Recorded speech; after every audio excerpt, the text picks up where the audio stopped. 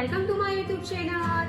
તો આજે આપણે ઇડલીના મોલ્ડ વગર પોચી રૂ જેવી પોડી થતે ઇડલી બનાવીશું। તમે ઇડલી તો ઘણી બધી ખાધી હશે, પણ આજે આપણે પોડી થતે ઇડલી બનાવવાના છીએ। તો ચાલો આપણે શરૂઆત કરીએ। તો એના માટે મેં અહીંયા ઇડલીનું ખીરું લીધું છે, જેમાં મેં ચોખા અને અડદની દાળને આખી રાત માટે પલાળીને રાખ્યા હતા।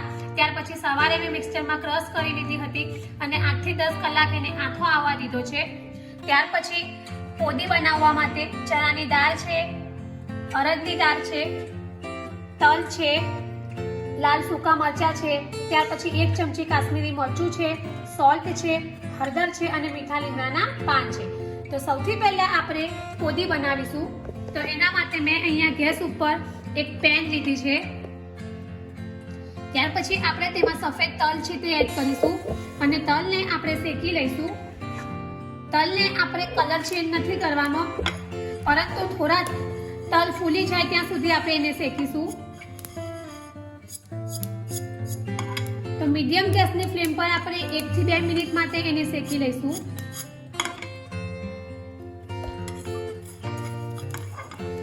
તો તમે જોઈ શકો છો કે આપણા તલ એકદમ સરસ શેકાઈ ગયા છે। તો હવે આપણે તલને એક બાઉલમાં બહાર કાઢી લઈશું। તો અહીંયા આપણે મિક્સર જારમાં ક્રશ કરવાના છે, તો આપણે તેમાં જ એને બહાર કાઢીશું।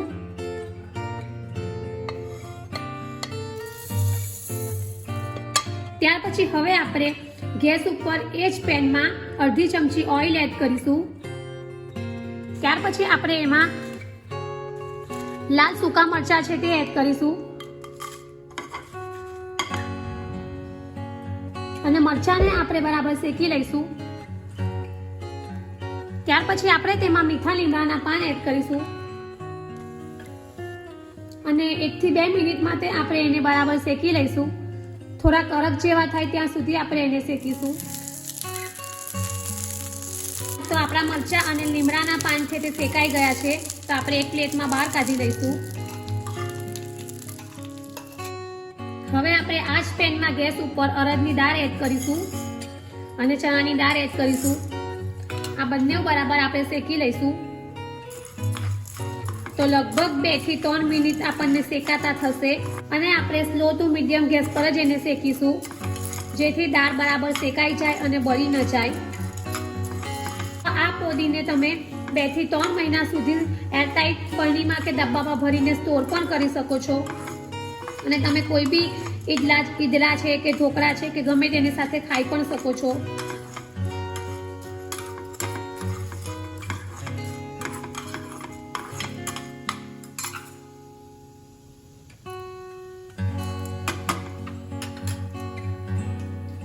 તો આપણી જે ચણાની અને અડદની દાળ છે સરસ શેકાઈ ગઈ છે। તો હવે આપણે ગેસ ઓફ કરી દઈશું અને એને ઠંડી પડવા દઈશું। તો હવે અહીંયા મેં મિક્સર જારમાં તલ લીધા છે, ત્યાર પછી જે મરચાં છે એના મેં આગળના બીજા કાઢી લીધા છે અને હવે આપણે એને એડ કરીશું।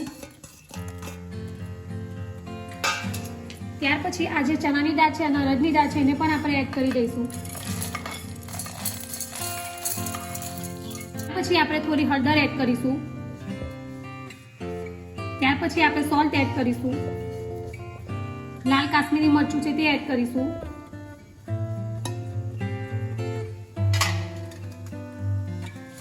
અને આ બધી વસ્તુને આપણે મિક્સરમાં ક્રશ કરી લઈશું।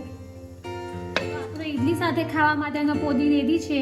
તો હવે આપણે તેને એક બાઉલમાં બહાર કાઢી લઈશું।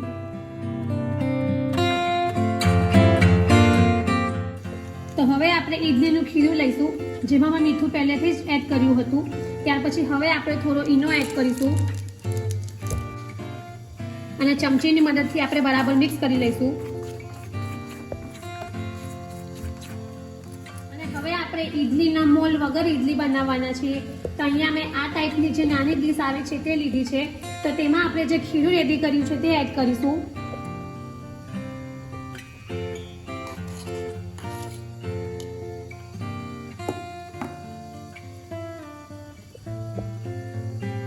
આ રીતે આપણે આટલું જ ખીરું ભરીશું, કારણ કે ઇડલી ખીલશે એટલે થોડી વધારે થશે। હવે અહીંયા મેં ઇડલીનું કુકર પહેલેથી જ ગરમ કરવા મૂકી દીધું છે। તો તેમાં આપણે આ ઇડલીને સ્ટીમ કરવા મૂકીશું।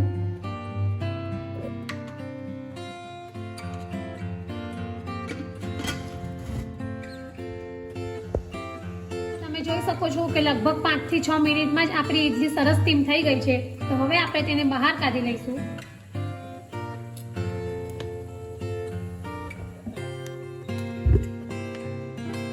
તો રેડી છે આપણી ઈડલી. હવે આપણે ઈડલીને ઉપરથી ઘી એડ કરીશું. ત્યાર પછી હવે આપણે જે આ પોદી બનાવ્યો છે તે ઉપરથી એડ કરીશું.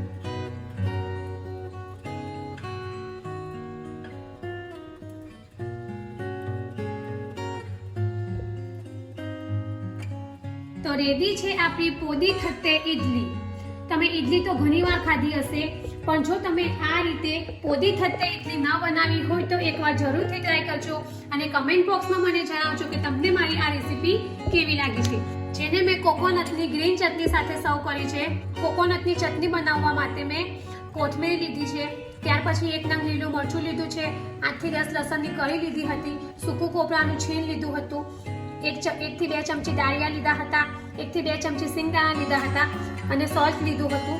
અને ત્યાર પછી મેં એને મિક્સરમાં ક્રશ કરી લીધી છે. તો ગ્રીન એટલા માટે બની છે કે મેં અત્યારે કોથમીર એડ કરી હતી. તો જો તમે આવી રેસીપી ટ્રાય ના કરી હોય તો એકવાર જરૂરથી ટ્રાય કરજો. તમને આ રેસીપી ખૂબ જ પસંદ આવશે.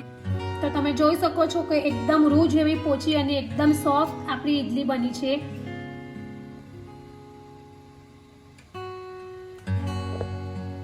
અને આ ઈડલી એ ખાવામાં ખૂબ જ સોફ્ટ અને પોચી છે, તો બધાને ખૂબ જ ભાવશે.